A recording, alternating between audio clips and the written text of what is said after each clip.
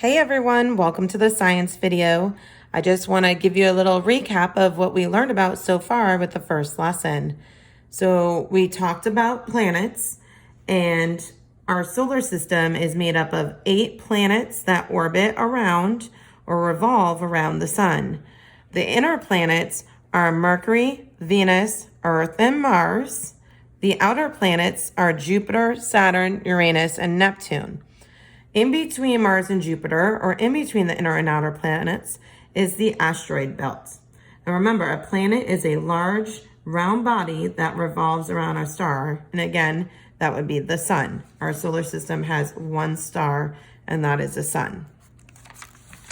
You then read about and took notes on the inner planets. Mercury is the first planet, and it's the smallest planet. Then we have Venus, which is the hottest planet. And in fact, there are thick clouds that surround Venus. And those thick clouds kind of hold the heat in and make like a greenhouse effect, which is why it is hotter than Mercury is. Earth is the third planet, and it has abundant liquid water and life. The fourth planet is Mars. It's known as the red planet. Then we have the asteroid belt. After the asteroid belts, we have the outer planets. We have Jupiter, which is the largest planet. We have, after Jupiter, is Saturn, and that's the second largest planet, and it's well known for its rings, which are made of ice and chunks of rock.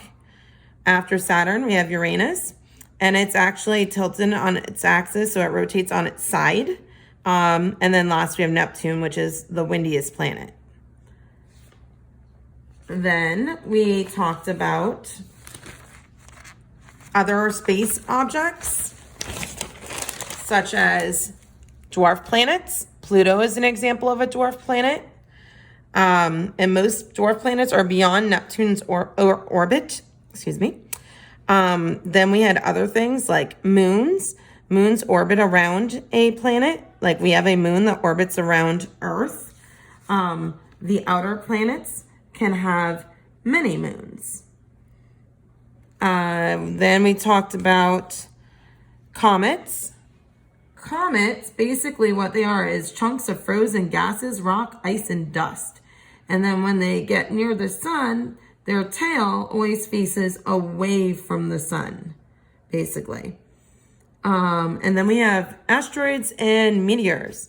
Asteroids are mostly found in the asteroid belt. And an asteroid, basically, they are rock and iron objects that orbit the sun. And then I want to break down the whole meteorite thing a little bit more. So I'm going to kind of block that for a minute and put this paper here.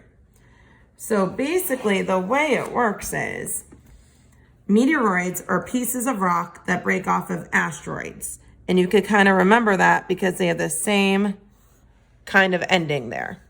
So meteoroids are pieces that break off of asteroids. Again, they have the same ending, roids and roids.